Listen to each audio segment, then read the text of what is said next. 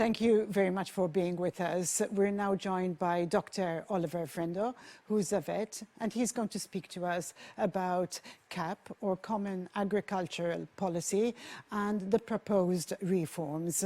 And we also take time to reflect on using local products and supporting our local farmers.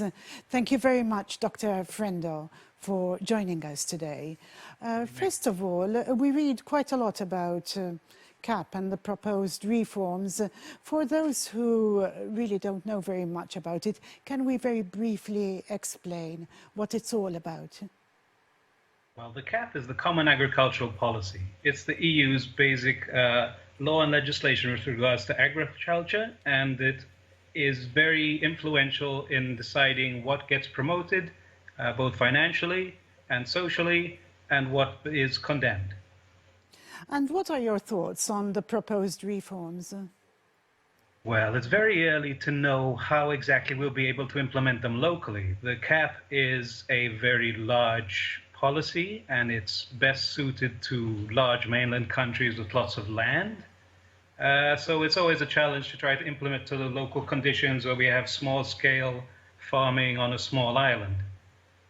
Sadly, recently we've seen the EU remove some of the few derogations that Malta did have in order to be able to adapt the Common Agricultural Policy to our local conditions.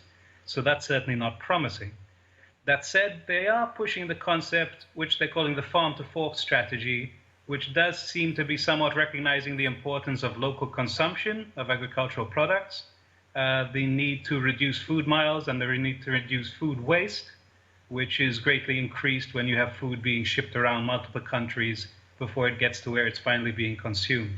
So that's something which, if we're allowed to implement locally, might be helpful. How are these proposed reforms going to affect Maltese Godzatan farmers? Well, again, it will come down to what measures we're allowed to implement on a local level. So it's very hard to say at this point. The promotion of short supply chains and direct sales would certainly be positive. But again, it's early to say how we're going to turn these into measures which we can use on a local level. How will these measures protect the environment and climate change?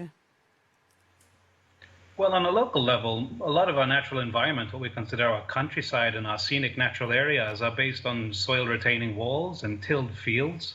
So any measures that promote and sustain local agriculture certainly improve our local environment and retain local natural areas. Anything which would promote small-scale agriculture or local consumption would therefore help Malta to maintain a healthy environment. In terms of the wider scale climate change, it's being recognized that local consumption greatly reduces, as I said, the energy being used to transport and to store our food, and also greatly reduces the amount of food that's wasted in the process, which is being seen as something which will be essential. The reduction of waste in general is essential in the combat of climate change. How can the Maltese and Godzatan consumer be encouraged to support local produce, local farmers? And how does this affect farming? I think it comes down to educating them on just how much their choices every time they make a purchase, that they are basically voting for or against the future of local agriculture. We're a small island agriculture based for local production, for local consumption. So if local consumers don't choose the local product, it won't tend to hang around. Currently, there's plenty of local products, high quality and affordable products on display, on offer. I think if we get people to realize just to what extent the countryside they love is dependent on local agriculture, the extent to which all the local agricultural sectors are codependent, and that a knock to one is a knock to all, and that there's a real risk that Malta will lose the ability to retain an agricultural sector, and that the benefits we get from that, which we sometimes don't even realize, would be lost as well.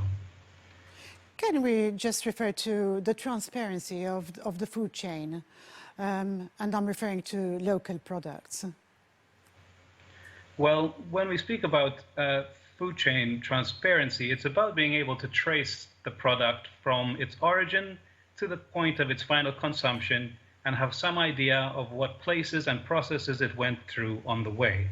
Obviously, the more convoluted a supply chain is, the more difficult that becomes to achieve, And on the other hand, the more local and short a supply chain is, the more easy it becomes to ascertain exactly where it came from. And that allows you, if there was any issue at the point of origin or anywhere along that chain, to quickly trace that product. How has the competition from imported produce affected farmers in the last 5 years, let's say? Well, unfortunately, local agricultural sectors have been on the back foot since Malta joined the European Union. Most of the sectors are managing to retain some foothold in the quality part of the market, people who are looking for fresh and who are specifically looking for local, but they've lost out to a large extent, most sectors, in large retail outlets, in catering, in restaurants, and in processing. We do have products which used to be used for those purposes and which could be used for those purposes, and those volumes of products are quite essential in keeping the sector as a whole afloat. But you tend to find that very large-scale buyers can find something significantly cheaper which does the same job. And if the end consumer isn't too bothered where the product came from, then the local sectors will inevitably lose out in those portions of the market. And obviously the fear always is that you keep losing market share until you're no longer able to continue. How do the farmers feel about this, our farmers? Farming isn't an easy job, and anyone who puts that much into their work and then sees that there's not much demand for what they've done obviously isn't going to be happy about it.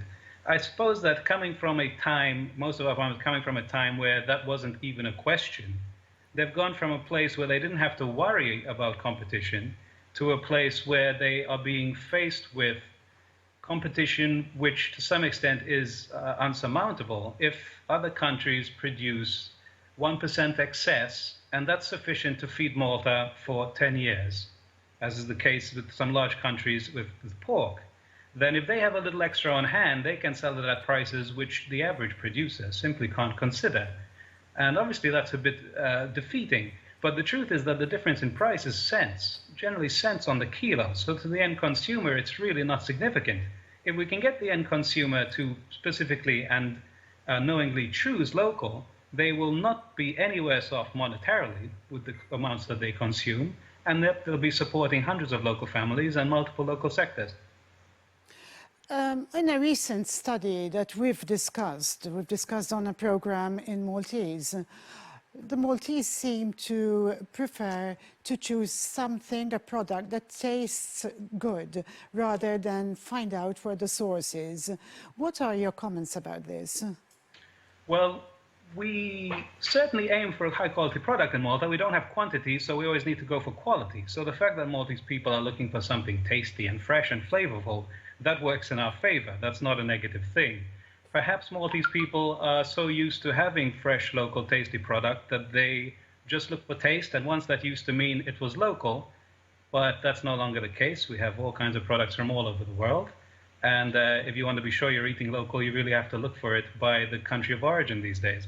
But again, obviously, organoleptic properties, the taste, the smell, is very natural for this to be the basis of how you select your food. I was slightly surprised to see how low a priority the country of origin is, but I wasn't surprised to see the taste at the top.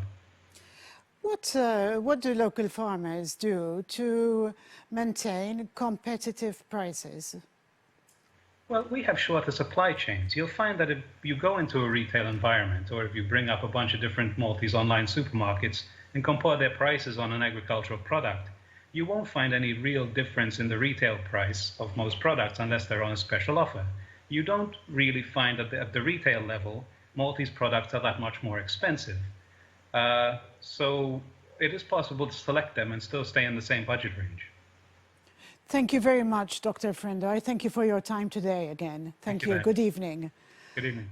That was Dr. Oliver Frendo on local farming. You can find this interview, which we had last week in Maltese, on Net On Demand. And I'd like to also thank Professor Callum Semple for joining us. His interview will appear on TV in Maltese next week. I thank you for joining us. I wish you a lovely evening.